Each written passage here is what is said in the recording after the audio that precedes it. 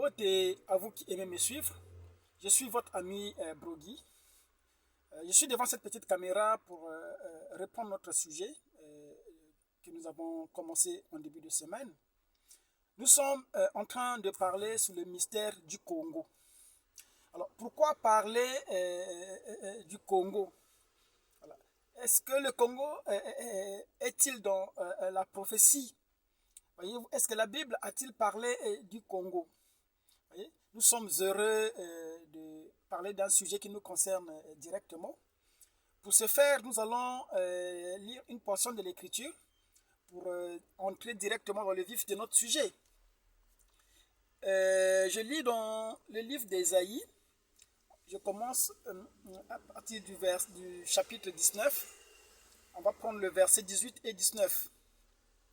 En ce temps-là, il y aura 5 villes au pays d'Égypte qui parleront la langue de Canaan et qui jureront par l'Éternel des armées. L'une d'elles sera appelée ville de la destruction. En ce même temps, il y aura un autel à l'Éternel au milieu du pays d'Égypte et sur la frontière un monument à l'Éternel. Ici, la Bible parle de 5 villes qui parleront la langue de Canaan. Nous savons que la langue de Canaan, la langue parlée en Canaan, c'était ce qu'on appelle l'hébreu. C'est cette langue-là que Ésaïe projette au temps de la fin. Parce qu'à chaque fois qu'on parle de ce jour-là, en ce jour-là, c'est toujours le mystère du délai qui s'applique. Et nous savons que tous les délais devaient expirer à la voix du 7e ange. Parce que la Bible a été claire pour dire que à la voix du 7e ange, lorsqu'il sonne la trompette, il dit il n'y aura plus de délai. Le mystère de Dieu dans son entièreté va s'accomplir. C'est pourquoi nous avons l'habitude de dire que le 7e sceau termine tous les délais. Vous voyez que tout ce qui était fait dans la Bible au cours des âges, il y avait un délai qui était rattaché à cela. Et il n'y a que des chrétiens qui ne connaissent pas le mystère du délai. Les démons, nous savons que connaissaient bien le mystère du délai. C'est pourquoi ces jours-là, ces mauvais esprits, se voyant être menacés par le Seigneur, ils ont demandé au Seigneur, est-ce que le temps est venu? Voyez? Pourquoi? Parce que les démons savaient qu'ils avaient un peu d'autorité qui leur avait été donnée pour un temps. Voyez? Ils étaient inquiets. Ils se demandaient, est-ce que l'heure est venue? Les démons savaient qu'il y aura un grand rendez-vous au temps de la fin où le mystère du délai va expirer. Voyez? C'est ce que nous avons dit dernièrement lorsque nous nous sommes moqués un peu de Satan. Parce qu'il a été dit dans la Bible que en ce jour-là, voyez, lui aussi, il sera semblable à nous sans force. Voyez? Pourquoi? Parce que le peu de pouvoir qui lui avait été donné était rattaché par un délai. Et nous savons que lorsque Ésaïe nous projette au temps de la fin, en disant qu'en ces jours-là, il y aura 5 villes qui parleront la langue de Canaan. Or, la langue de Canaan n'aurait pas disparu. Si nous disons que nous sommes au temps de la fin, c'est que nous reconnaissons par là qu'il doit y avoir 5 villes qui doivent parler de la langue de Canaan. Et c'est en ce temps-là, en même temps, qu'il établira un autel au milieu de l'Égypte. Voyez? Nous avons plusieurs écritures qui nous rattachent au temps de la fin. Voyez?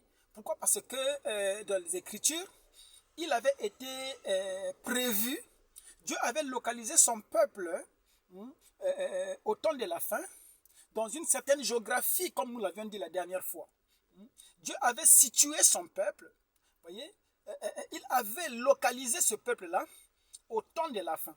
Voyez, à travers Sophonie 3.10, il disait que ça va au-delà des fleuves de Couche que les vrais adorateurs, les dispersés de l'Éternel, lui apporteront des offrandes.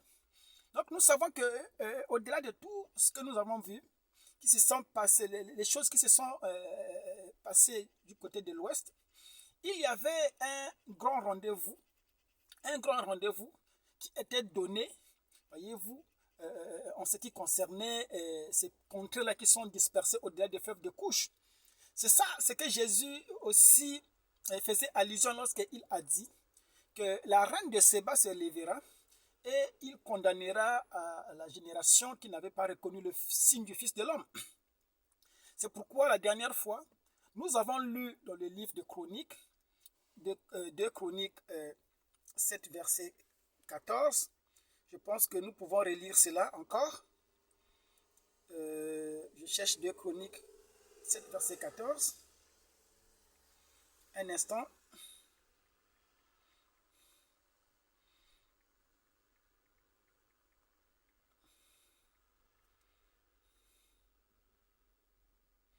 Voilà. 2 Chroniques 7, le verset 14. Nous lisons cela. Il dit, et mon peuple à qui j'ai donné mon nom s'abaissera peut-être devant moi. Il priera, il me cherchera en abandonnant sa conduite mauvaise. Alors moi, du haut du ciel, je l'écouterai, je pardonnerai ses péchés et je réparerai les ruines de son pays. Oh là là. Il dit, et mon peuple à qui j'ai donné mon nom. Alors, nous savons que Dieu, il avait un nom. Voyez-vous, il a toujours parlé d'un peuple à qui sera reconnu. Un peuple qui portera son nom. Voyez, Dieu a un nom. Ce nom-là, il ne le porte pas seul. Il a voulu qu'il y ait un peuple sur la face de la terre qui puisse porter son nom ou qui puisse être appelé de son nom. C'est-à-dire que le nom de l'Éternel sera associé à ce peuple. Voyez? Et c'est le peuple dont il parle ici dans 2 Chroniques 7, verset 14. Il dit que si le peuple qui porte mon nom revient vers moi, se repent de son péché, il dit, je écouterai sa prière, je guérirai son pays. Voyez? Il va réparer les ruines de ce pays-là. Donc il y avait un pays qui était abandonné, il y avait un pays qui était oublié. Voyez-vous? Et c'est de ce pays-là que nous sommes en train de parler. Vous allez dire, oh mais là tu vous parlez du Congo, il y a quel rapport avec le nom de l'Éternel? C'est là où nous allons en venir. Parce que nous croyons que nous devons identifier, voyez-vous, le peuple en question à travers la Bible. Vous savez, un frère m'a parlé dernièrement. Il me disait que nous sommes appelés par le nom de frère Branham. Alors, je lui ai dit, cela peut être vrai dans un sens, mais je ne pense pas que ça soit le cas dans le contexte dans lequel tu parles de cela. Moi qui vous parle, je ne suis pas identifié par frère Branham.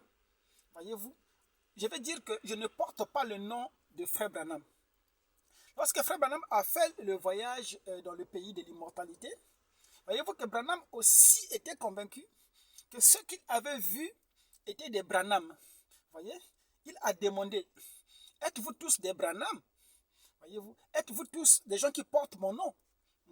Il a été corrigé par les immortels. On lui a dit, non, nous ne sommes pas des Branham.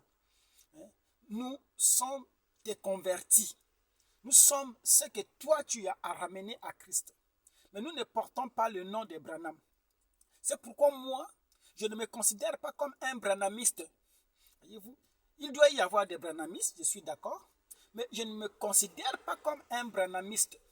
Pourquoi? Parce que lorsque nous quittons l'âge de Malachie 4, voyez-vous, nous rentrons dans un nouveau âge.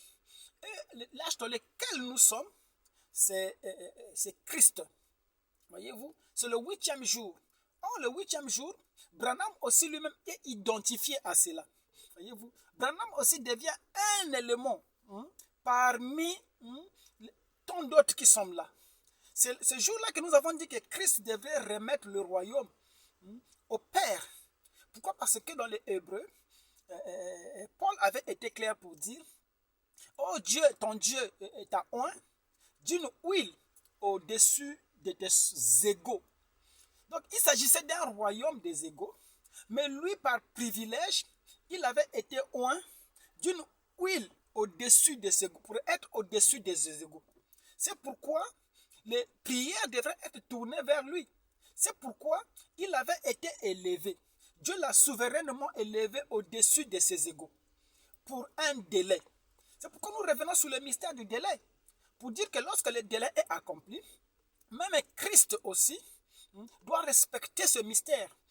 Qu'est-ce qu'il fait? Il vient, il redonne le royaume à celui qui lui a soumis toutes choses, à savoir le Père.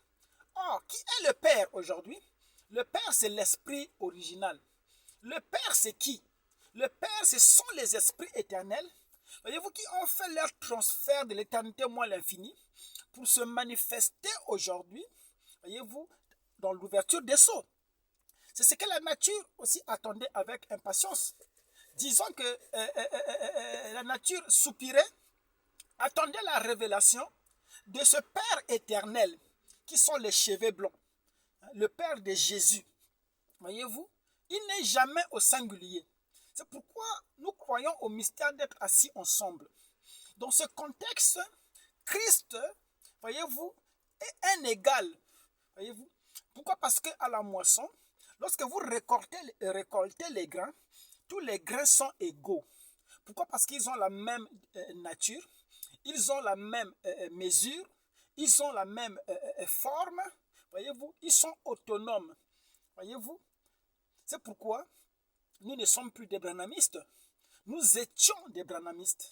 Mais avec l'appel du 8e jour, voyez-vous, nous rentrons dans le 8e jour en étant Christ nous-mêmes.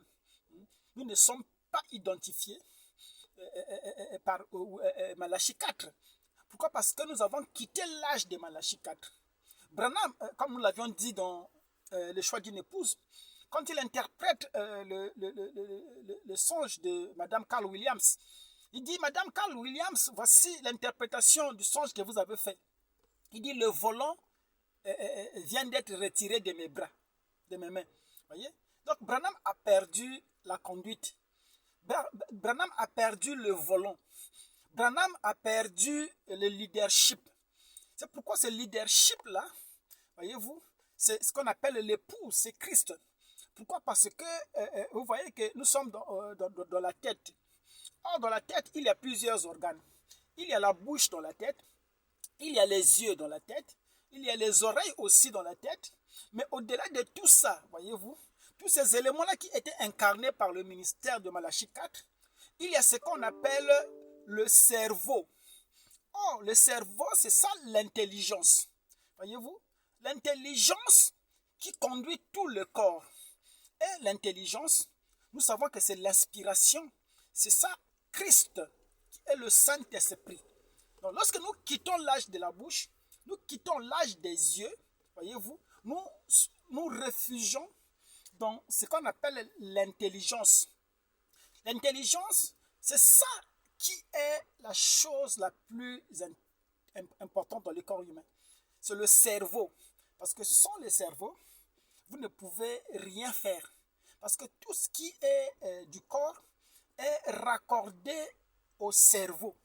Pourquoi? Parce que le cerveau, c'est ça le centre de commandement de toutes choses. C'est pourquoi cette intelligence, c'est ce qu'on appelle l'épouse aujourd'hui. Branham aussi, nous le reconnaissons, il est entré comme l'un d'entre eux. Et il aimait chanter: je suis heureux de savoir que je suis l'un d'entre eux. Voyez?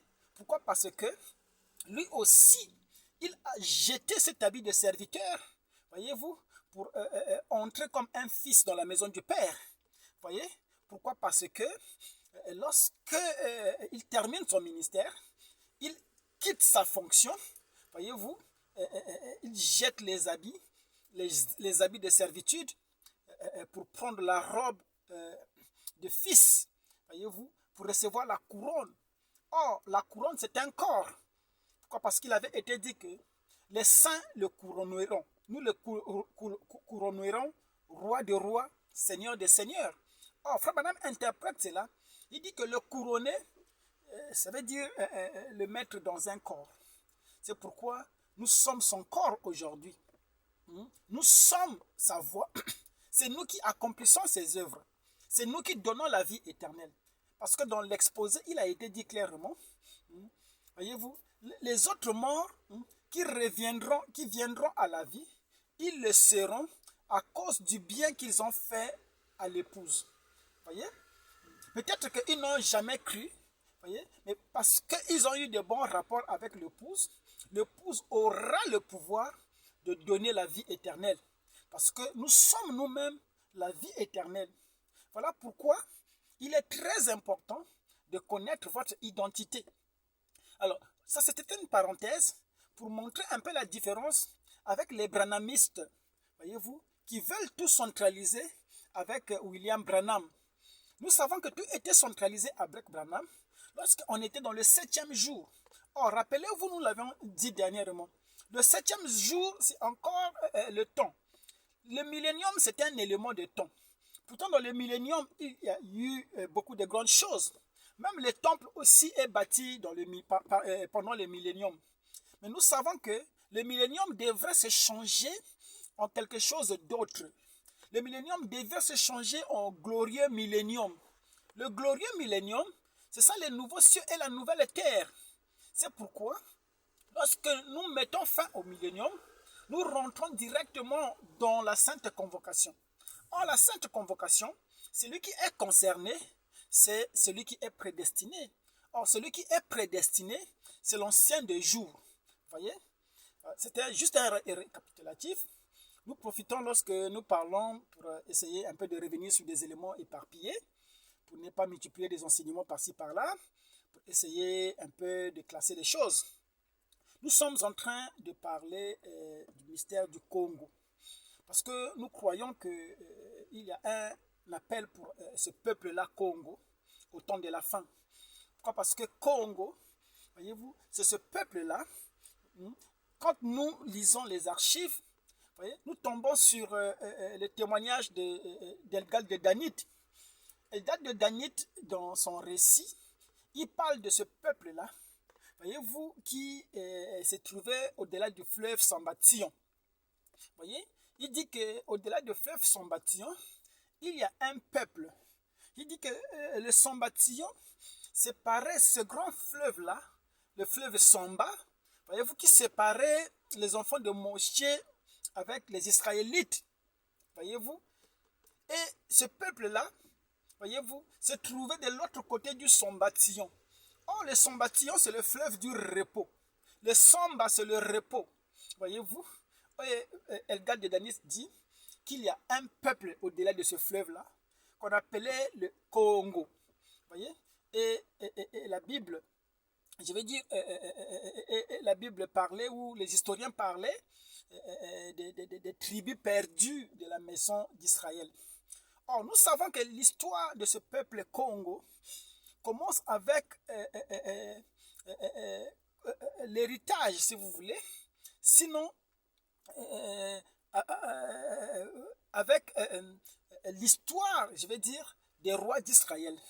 Nous avons vu au temps de Jéroboam, lorsque Jéroboam a rassemblé les chefs militaires, il a fait appel aux Danites, voyez, et il voulait livrer bataille avec le royaume de Juda, voyez, et le peuple de Dan, voyez-vous, s'est élevé pour dire au roi Jéroboam que nous ne pouvons pas aller en guerre contre Juda, parce que Juda c'est notre frère.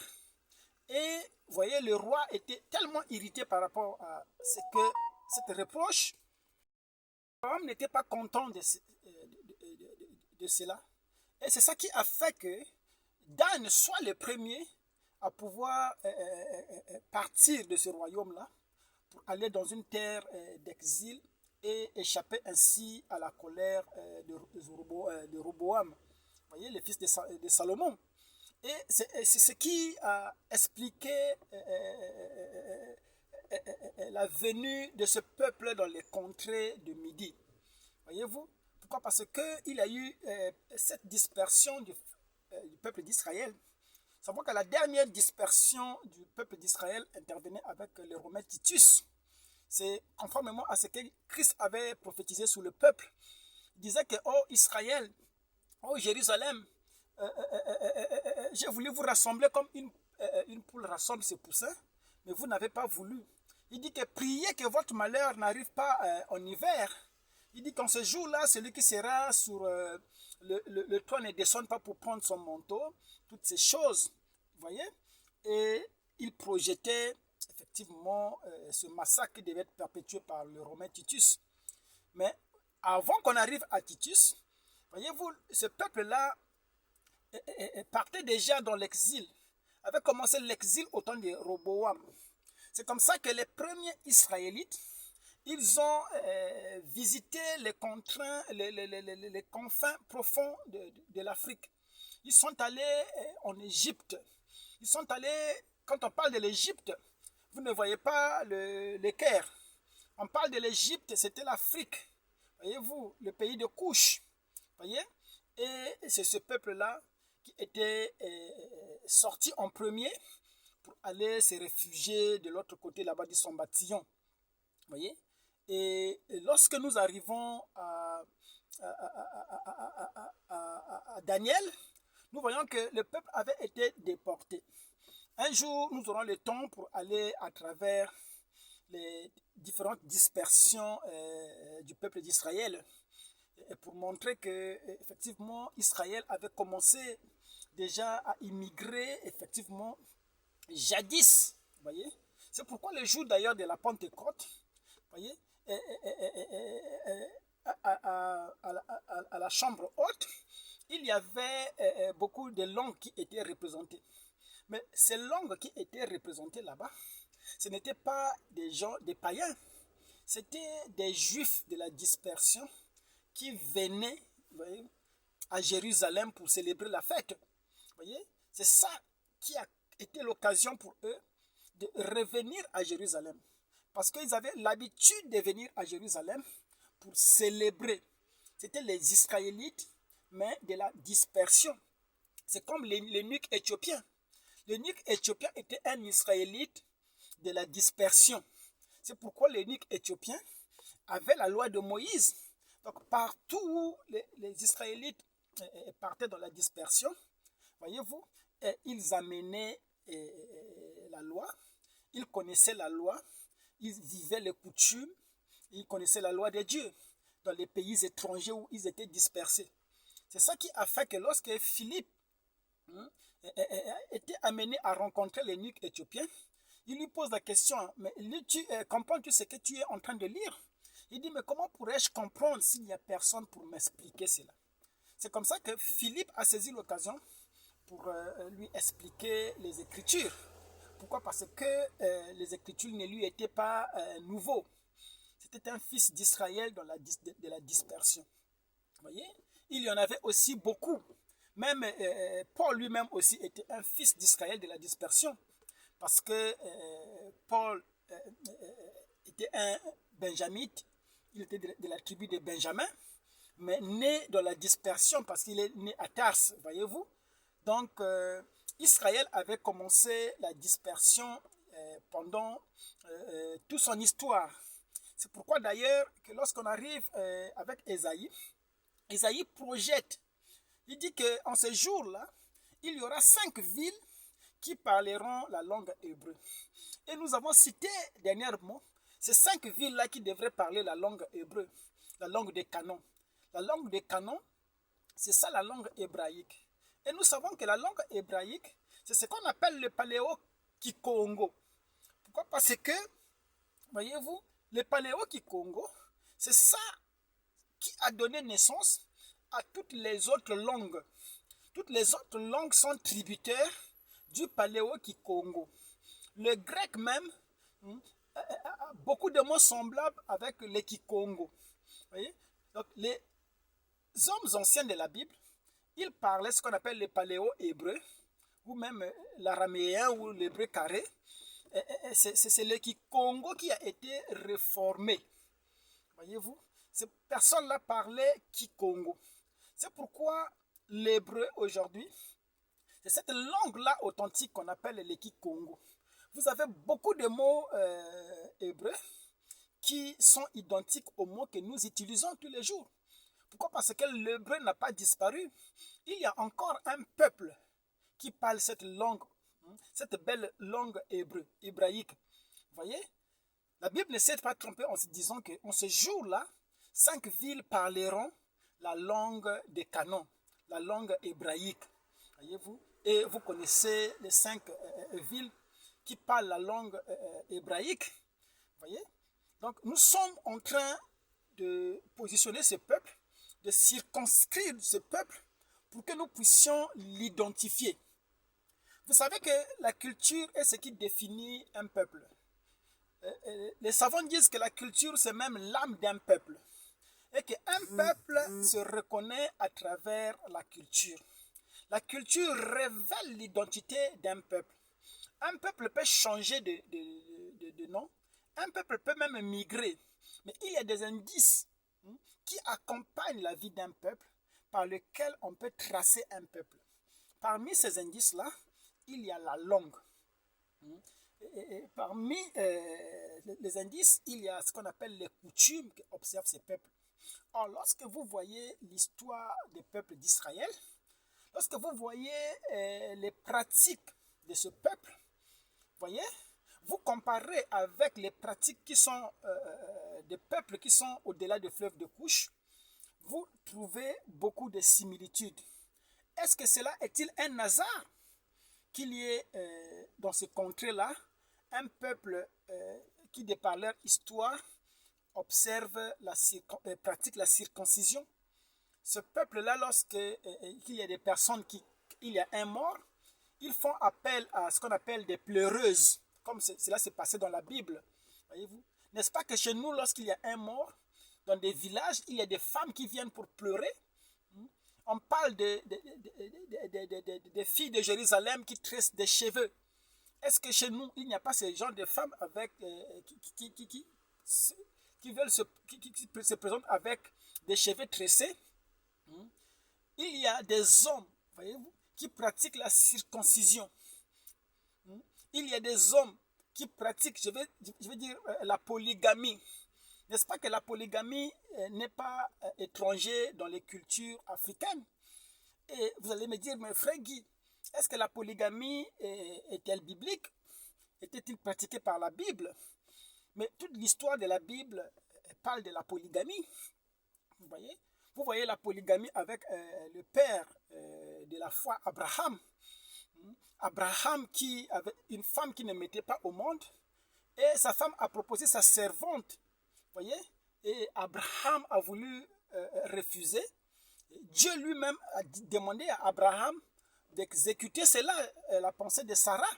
Si Dieu était contre la polygamie, n'est-ce pas que il n'aurait pas encouragé son serviteur Abraham à aller dans ce sens? C'est ce qu'il a même dit à David aussi. Le péché de David, c'était d'avoir tué un homme pour prendre son unique brebis qui était sa femme. Vous voyez? Et lorsque Dieu vient réprimander David, il dit que je t'ai pris alors que tu gardais le berger de ton père. Tu n'étais rien, David. J'ai pris le royaume qui était à Saoul. J'ai pris les femmes de ton maître. Je te les ai données. Voyez? Et si cela était peu, je t'en aurais ajouté. Là, ce sont les propos de Dieu. C'est pourquoi nous disons que Dieu n'est pas hostile à la polygamie. Pourquoi? Parce que cette pratique qu'on appelle la polygamie était un indice qui caractérisait le peuple d'Israël. C'est pourquoi d'ailleurs Moïse, dans l'Exode, il dit que si quelqu'un veut prendre une autre épouse, voyez, mais qu'il, voyez-vous, ne retranche en rien le traitement qu'il réservait à sa première femme. Donc Moïse donnait une brèche aux personnes qui voulaient bien prendre une seconde épouse. Cela relève des coutumes hébraïques que d'être dans la polygamie. Vous allez me dire, mais bro Guy, ça c'est l'Ancien Testament. Mais dans le Nouveau Testament, mais vous savez que dans le Nouveau Testament, voyez-vous, Paul aussi reprend la même chose. Il dit que si quelqu'un aspire à la charge d'être un évêque, alors la condition c'est quoi? Qu'il soit marié d'une seule femme, qu'il ne soit pas marié de 2 femmes. Pourquoi? Parce que si cette pratique était inconnue dans la culture hébraïque, ou si cette pratique était interdite, Paul n'allait pas poser la condition d'être marié que d'une femme. Si Paul exige que la personne soit mariée d'une femme, ça veut dire qu'il y avait la possibilité d'avoir plusieurs femmes. Et ceux qui soutiennent cette théorie de la monogamie, ce sont ceux-là qui pensent effectivement que l'épouse est unique, que l'épouse c'est un seul homme. Comme j'écoutais un prédicateur dire, oh nous là nous ne sommes pas de l'épouse. L'épouse du Seigneur Jésus-Christ c'est William Marion Branham. Nous disons que c'est une partie de la vérité, parce qu'on ne peut pas exclure Branham dans ce qu'on appelle l'épouse. Mais vous savez que le mystère de l'épouse, il n'est pas au singulier. C'est pourquoi dans la parabole de Jésus, Jésus parlait des vierges, 5 vierges folles et des 5 vierges sages. Donc l'épouse est toujours préfigurée au pluriel. Voyez-vous? Donc si vous faites de l'épouse un seul personnage, un seul homme qui est William Marion Branham, ça veut dire que vous êtes partisan de la monogamie. Or, Dieu n'est pas partisan de la monogamie. L'épouse de Dieu est au pluriel. C'est pourquoi lorsque Enoch a vu dans la vision, il a vu Dieu venir dans les nuées avec des myriades et des myriades. Voyez-vous, tous étaient sous des chevaux et portaient des robes blanches. C'est ça ce qu'on appelle l'épouse. Donc l'ordre de l'épouse, ce n'est pas un individu. Croire à la monogamie, c'est croire que l'épouse de Christ aussi est seule. Alors cela n'est pas conforme au plan. Pourquoi? Parce que nous faisons des choses en rapport avec Christ. Voyez? Lorsque Branham mariait les gens, Branham les mariait par rapport à Christ et à l'épouse. Or, la figure de Christ et à l'épouse, nous voyons qu'il s'agit d'un homme qui est seul Christ avec une épouse qui est plurielle. Voilà. C'est comme cela que les hommes devraient aussi se configurer dans l'ombre. Voilà. Un homme qui pouvait avoir une épouse plurielle. Voyez? C'est pourquoi nous ne condamnons pas la polygamie. Branham, dans Mariage et Divorce, a été clair. Il dit qu'il renvoyait aux gens, Jésus renvoyait aux gens de faire comme au commencement. Il dit qu'au commencement, il n'en était pas ainsi. Branham explique ce commencement-là. Il dit que, alors, lorsque l'homme est rentré dans le péché, il dit c'est là que la polygamie a commencé. C'est pourquoi les animaux sont polygames. Il n'y a que l'humain qui se débat avec ces choses. Mais lorsque vous regardez le reste de la nature, un chien mâle peut avoir plusieurs chiens à sa portée. Un lion mâle peut être au milieu de plusieurs femelles. Et même lorsque vous voulez faire l'élevage, n'est-ce pas que vous achetez un seul mâle, un coq, et vous achetez beaucoup de poules pour qu'un seul coq puisse multiplier avec ces poules, voyez-vous? Donc, nous sommes dans cette configuration en tant que l'épouse. Alors, nous profitons pour essayer de cadrer toutes ces petites choses pour que lorsque nous irons directement dans cette configuration du peuple hébreu, cette configuration qui était attendue au temps de la fin, que les gens sachent que nous n'inventons pas des choses. Pourquoi? Parce que lorsque j'écoute les prédicateurs, un prédicateur qui s'excluait lui-même, il dit que nous, les gens des nations, je me posais la question, mais pourquoi vous pensez que vous êtes les gens des nations? Voyez? Il dit que nous, les gens des nations. Lorsque Branham parle de nous, les gens des nations, Branham est américain, Branham n'est pas africain. Branham dit que nous, les gentils, nous étions des païens. Nous adorons les idoles. Il dit que eux, les gentils, virgule, les anglo-saxons. Est-ce que vous êtes anglo-saxons? Il n'y a que 3 races de gens.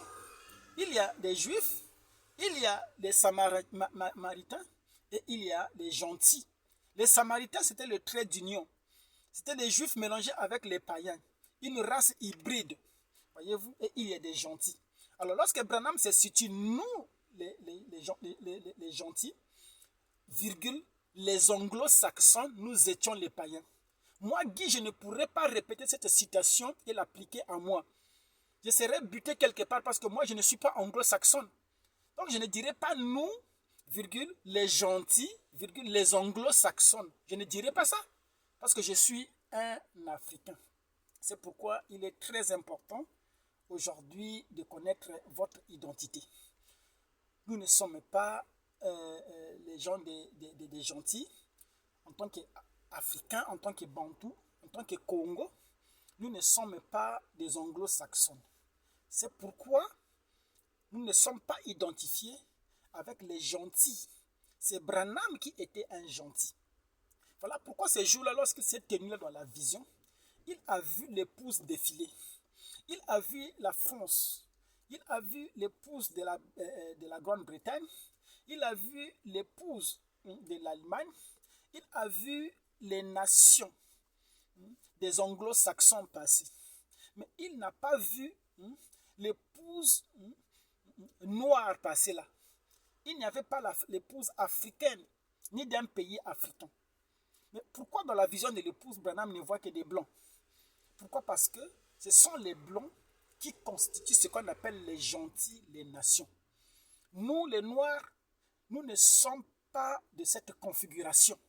C'est pourquoi notre promesse à nous, c'était ce que Jésus avait promis, qu'en ces jours-là, la reine des Midi, donc la reine du Sud, voyez-vous, s'élèvera.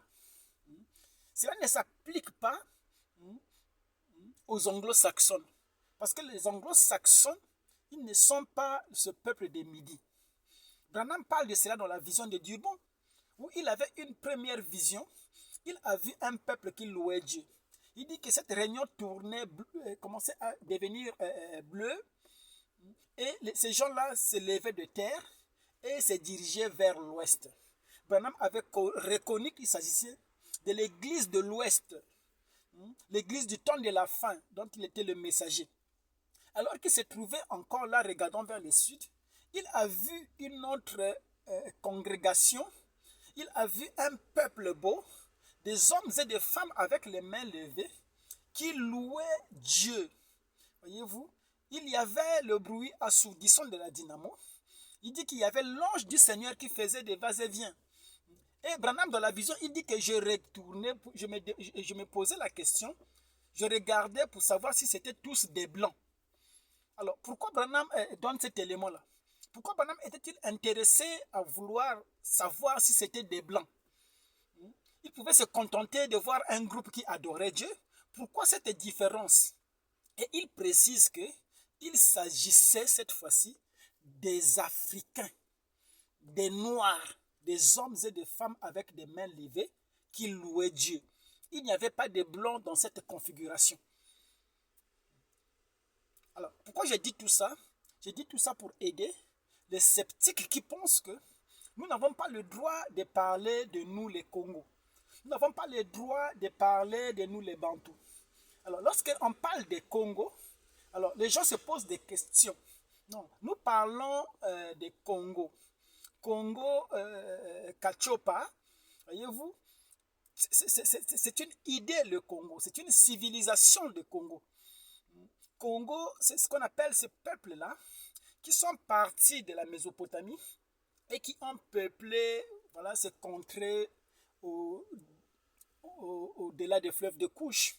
Voyez-vous, ces peuples-là sont identifiés par leurs coutumes, ils sont identifiés par leur mode de vie et aussi par rapport à l'attachement qu'ils ont par rapport à la loi de Moïse. Ce peuple à qui le roi de la Belgique disait n'allez pas là-bas pour leur enseigner Dieu. Pourquoi? Parce qu'ils connaissent déjà Dieu. L'unique éthiopien, personne ne lui avait parlé, lui avait enseigné Dieu. Mais quand il est venu à Jérusalem, il est venu avec le rouleau, parce qu'il connaissait déjà Dieu. C'est pourquoi les explorateurs, quand ils venaient